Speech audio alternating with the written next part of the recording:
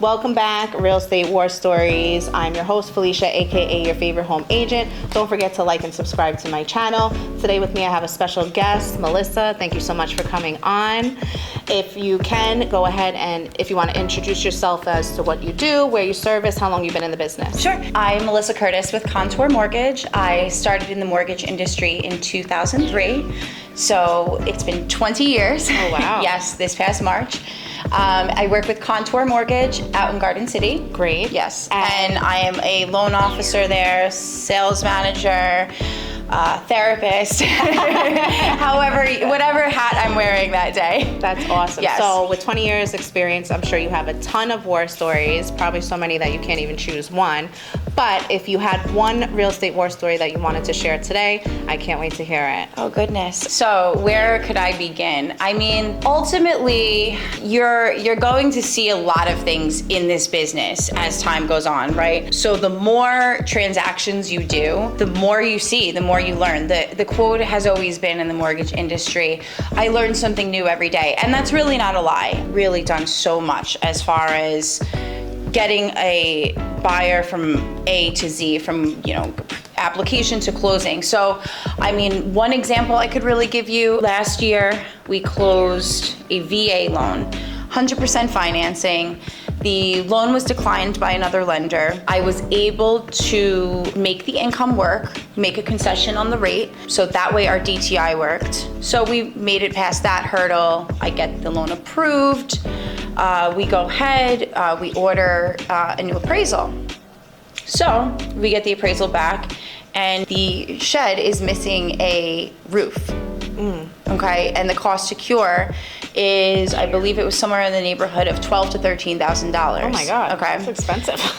Yes, and you being the industry as well, a VA loan is a government loan. So that always comes with the facade that it's a little bit more difficult than a conventional Fannie Mae or Freddie Mac loan. However, it again comes down to the bank that you're working with. So what we were able to do was we were able to get a contractor's estimate of how much the work was going to be. We extended the rate about 2 weeks past the closing date, kept the loan on our warehouse line, and we were able to actually close and allow the work to be done post-closing. So, and then we still were able to deliver a clean appraisal to VA. We held money in escrow. We did everything properly. But whereas if that loan or that client had went somewhere else, that probably would not have been the outcome, right? I know from working in the retail space for a number of years, they want everything to match. Your CO has to match your house has to match your CO, your appraisal has to match your CO. That's not the case here.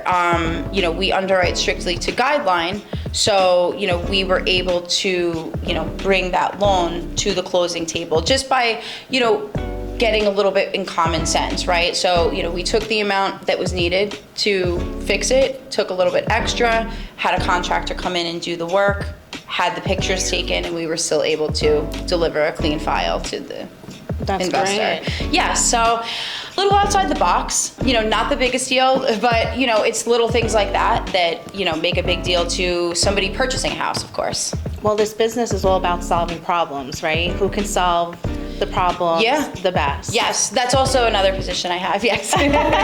Problem solver, yes. She's a firefighter too. Yes, yeah, right, exactly. If our listeners who are listening, who are interested in a VA loan or don't know how to go about it, what would you say would the process look like, or what should they look into in regards to that? Okay, so as far as a VA loan goes, it's mirrors almost the same qualifications as far as a FHA mortgage, except the only caveat is you can get 100% financing, there is no monthly mortgage insurance, and obviously there's going to be a few pieces of documentation needed in addition to your standard W-2s or 1099s, pay stubs, bank statements, so on and so forth. So for anybody that's interested in obtaining a VA mortgage, basically what you want to have is your certificate of eligibility, utility, your DD-214, as well as 2 years tax returns, 2 years W-2s, pay stubs, photo ID, and bank statements for the last 2 months. And that's really all you need to get started as far as a pre-approval goes.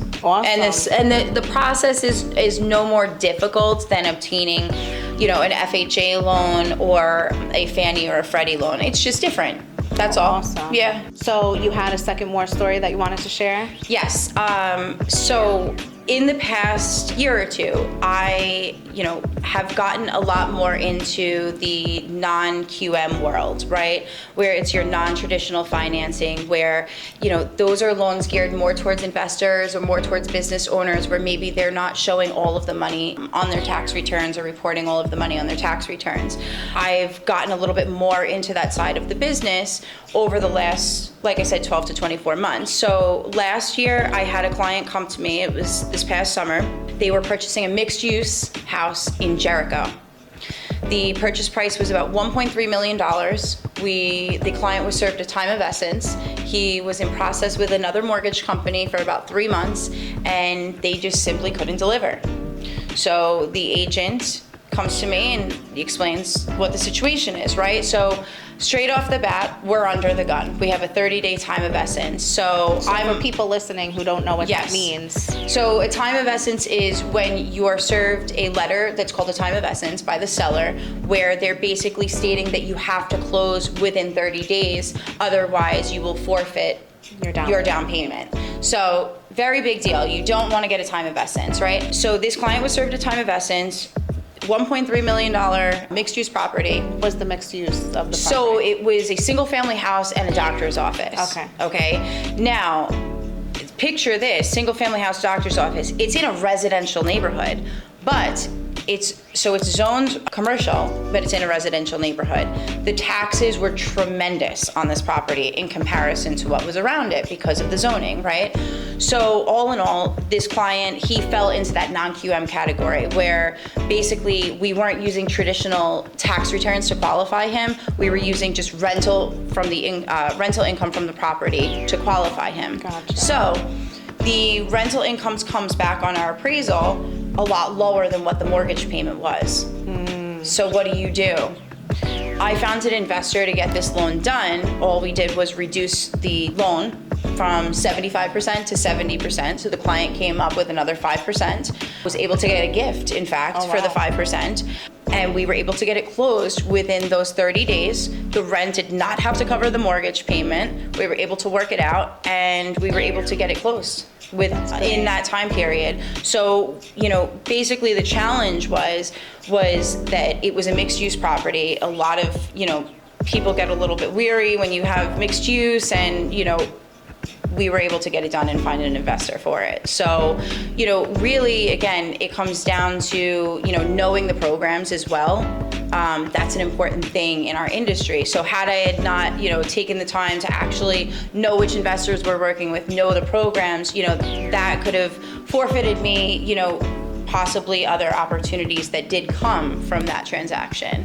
And I see that you're very enthusiastic about solving these Yes. problems and passionate about Yes. it. So that's a great quality to have. Yes. So if there's one piece of advice that you'd like to give maybe other loan officers or anyone in the industry that you think might be helpful, what piece of advice? So I would say, and this is the second time I'm being asked this question this week, so I would say that the most important piece of information for a new loan officer, existing loan officer, the number one thing that you should be doing is educating yourself, okay? Because you can be the most talented person in the world. You could be the most charismatic person in the world. But if you don't know what you're talking about, that only will get you so far. So, it won't get your loans closed. It won't get you more business. It won't, allow you to work with more people and more buyers and help out more people achieve home ownership without that knowledge. So the number one thing, knowledge is power, paramount above everything else. Yeah. I agree with that. That's great. So if you want to go ahead, drop your Instagram handle so our followers know where to find you. So my Instagram is my name, Miss Melissa Curtis, and they can also reach me at 516-870-6079. Well, thank you, Miss Melissa, for sharing. That was great. Guys, thank you so much for watching. Please, again, don't forget to like and subscribe, and I can't wait for you guys to see the next one.